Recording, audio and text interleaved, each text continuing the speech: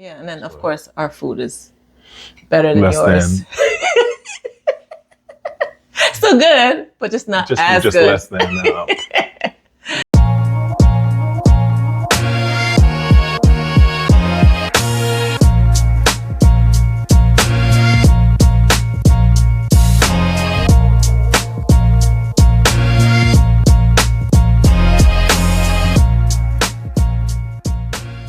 Accepting. Wait, hold on. What?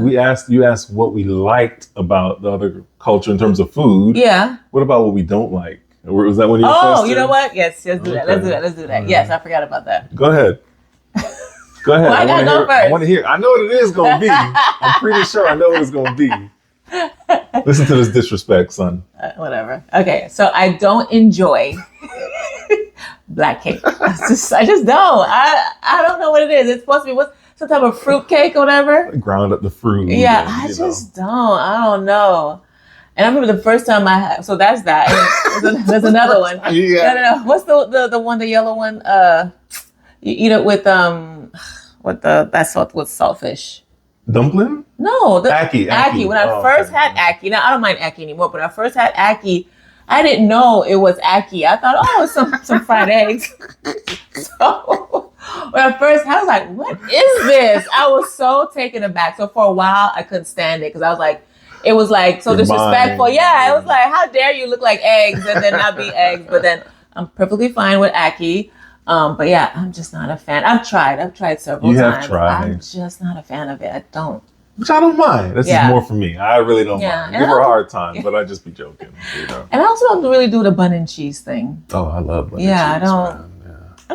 I don't dislike it. It's just not my favorite. Not a big deal to you. Okay. Yeah, so I don't really eat that. Okay. All right, your turn. Giraffe. Giraffe.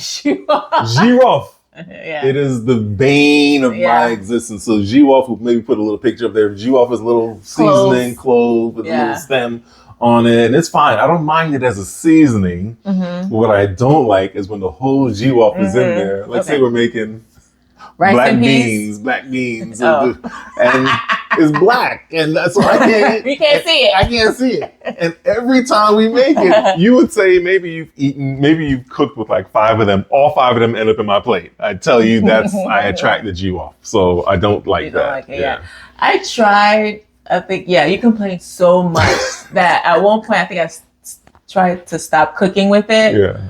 I didn't like that. I didn't like how my food tasted. And then I went to the powdered version. Yeah. I didn't like the powdered version. It was just too strong or something. I don't know. I like the subtleness of the whole giraffe. And that's fine. That's fine. But you get a little packet, like almost like a tea bag. You put the 4 or 5 in there, cook it. No, not a tea bag. I'm not doing not saying that, but something like that. Yeah, like a bell pepper. I see where they stick in the bell pepper. Take out the bell pepper when you're done. That's an extra step that shows that you love and care about my palate. I'll see. I don't know. I'll take that extra step. All right. I know. We'll see.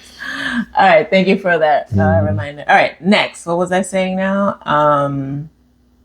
So when we first started dating, how was it when your family, were they very accepting of me and my culture? Or, how was it? What did they say about me? When you're like, I'm bringing this Haitian girl home. I never said I'm bringing a Haitian girl. You know what I'm saying? I'm dating Shirley. You didn't tell them about who I was or anything? I don't know. Maybe, they asked, because they knew you went to church. So they probably asked what church you went to. And I said Zion, which they know is a Haitian church. So that's probably like the extent of it. Yeah. Yeah. Okay. Yeah. Now, it sounds like you have a story there. I don't have a story. Okay. I think my family was fine. I think because when you came to the house, I think before you even came, they knew you were in church. So that was great, right? And then, they weren't, they know Jamaicans have like the dreadlocks and all that. And they were, so they're like, as long as you don't have any like, dreadlocks and what is it? Chivy, like, tied up hair or whatever. Yeah. So I think they're okay with that. So. And now look at you, you got a head full of dreads. I know, right? Full of micro locks. It's crazy. But anyway, so yeah, and my mom's not too happy. Yeah, she's not too happy about this. She's not, but I just don't think she's gonna come around. She's gonna come around. Initially she complained initially. Yeah. I made some comments, but now she don't really say anything about it because it looks nice. Yeah. I mean, come on. And her favorite grandson has locks now. Yeah, that too. She was, I told you what she said, right? No. She was like, you told him to do that. You forced him to do that. I'm like, you wanted it. Like, her only grandson. Right. You did that. I'm like, it's okay. It's all right. Calm down. All right. But anyway, she loves him. It's great. But yeah, so that was that. But yeah, they completely accepted you, and because you're like tall, you're in church, and you're playing the bass. It's not just all that. I grew up around the culture, so I knew how to interact. That's true. That's show the deference and respect and so forth. Yeah, calling her mom or mommy, and kissing on the cheeks. Yeah. Now that's one thing that took me some time to get used to. Yeah. Because with Jamaicans, we don't really kiss like that. Mm-hmm. You grew up in South Florida, Hispanic culture, they do that, but we didn't grow up in that. And can I tell you a story? Go ahead, real quick. Real quick. One time I went by my friend's house, Haitian gentleman, went by his house, like we were swinging by to get something, and it was like a bunch of people were going to be there. And we walked in, and everybody's in the living room, and it's just a bunch of older people. Yep. And everybody's face is just glistening.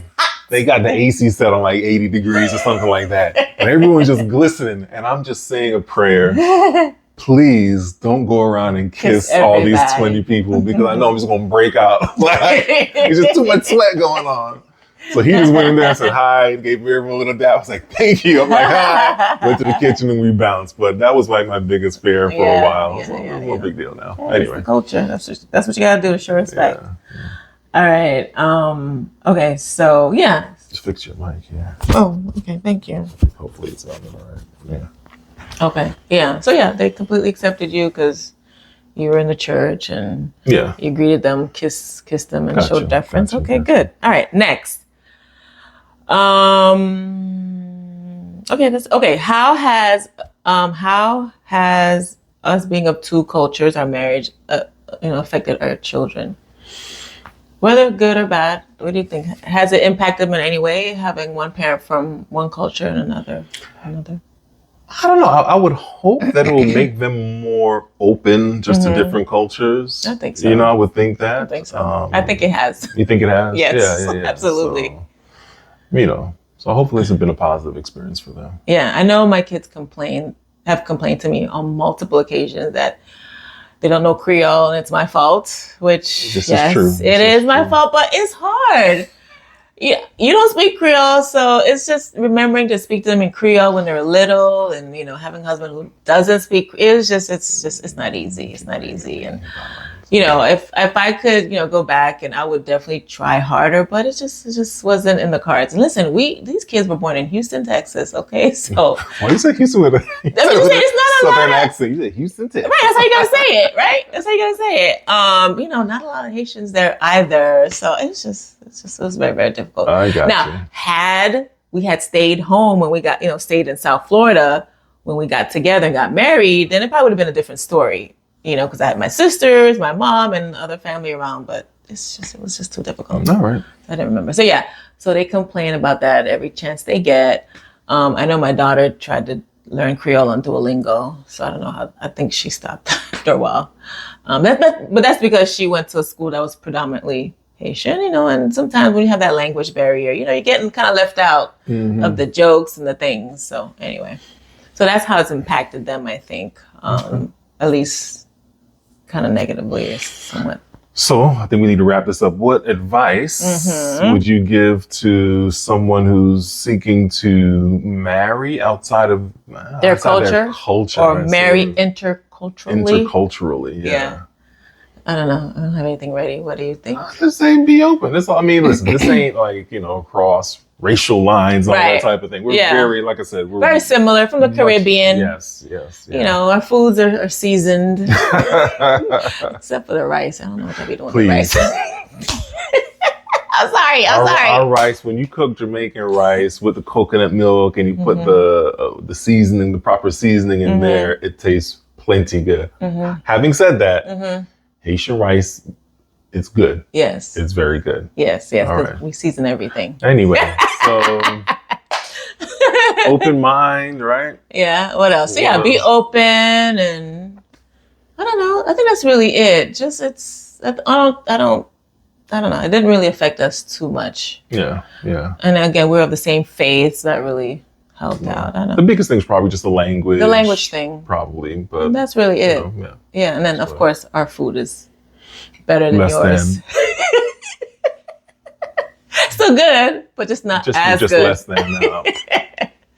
Anyway, so that's it. So yeah, if you liked what we talked about today, like it, subscribe. What else? Comment below. That would be great. Yeah. Love to engage in the comments. That would be great. Yeah.